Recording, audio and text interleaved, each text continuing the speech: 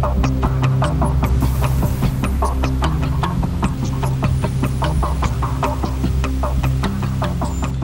have some information that will surprise you. For the past 15 years, scientists have been using cutting-edge technology to investigate your family history. We've been delving into your distant past, and we've discovered something incredible.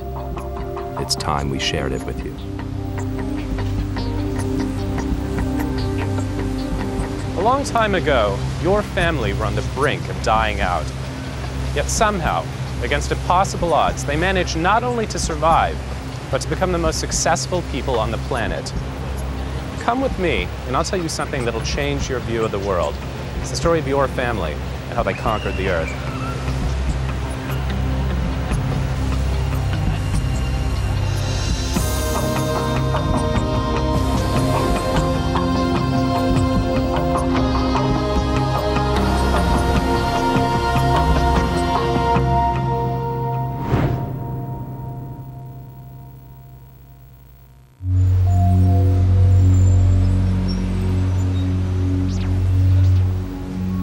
What if I told you that scientists have discovered a time machine, a portal that has allowed us to see back into ancient history?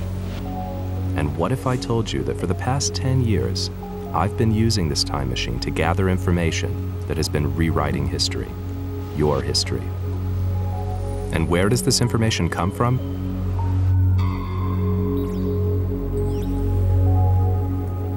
Blood.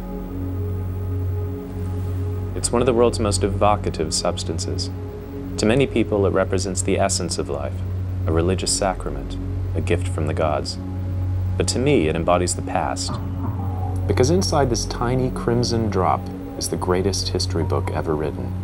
It's the story of a journey, the journey of our species, and each of us is carrying a unique chapter.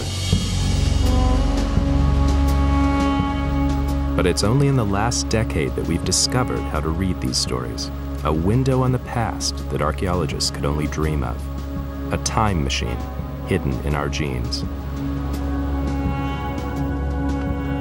My name's Spencer Wells, and I'm a geneticist.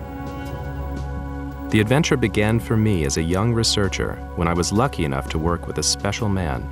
I've tracked him down here in Venice.